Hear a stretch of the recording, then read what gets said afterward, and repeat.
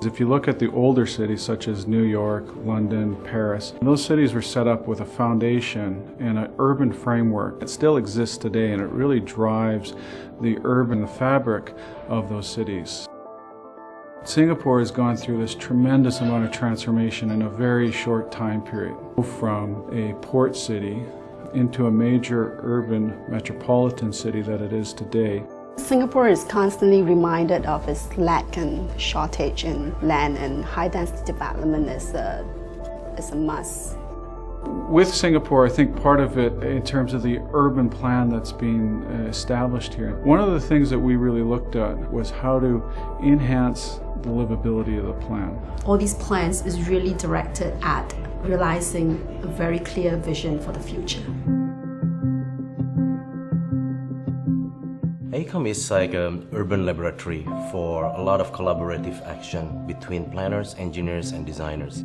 The Marina Bay Sustainability Study is a great example of how AECOM partners with our clients to drive successful outcomes. As an intersection between port, CBD, and integrated resort, the 360 hectares Marina Bay area is a unique commercial and residential hub that is in the city in the garden setting. And the eastern part of the greater southern waterfront, adjacent to the Marina Bay, we have another 120 hectares to plan. We're looking to create new opportunities to live, work, and play, to extend the city to the greater southern waterfront, expanding the network of public open space, capitalizing on blue assets, create a continuous waterfront, and connect green and open spaces.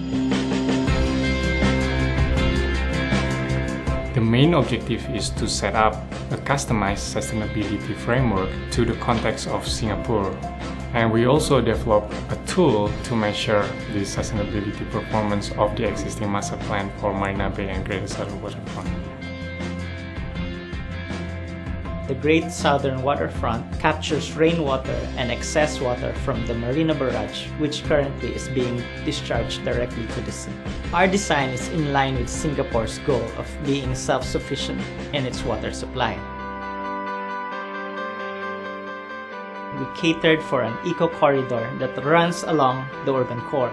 Consisted of a water body, wetland habitat, and a forest habitat. The plan also boasts of buildings that are 30% more energy efficient, have extensive greeneries, and open spaces which will help reduce heat buildup in the area.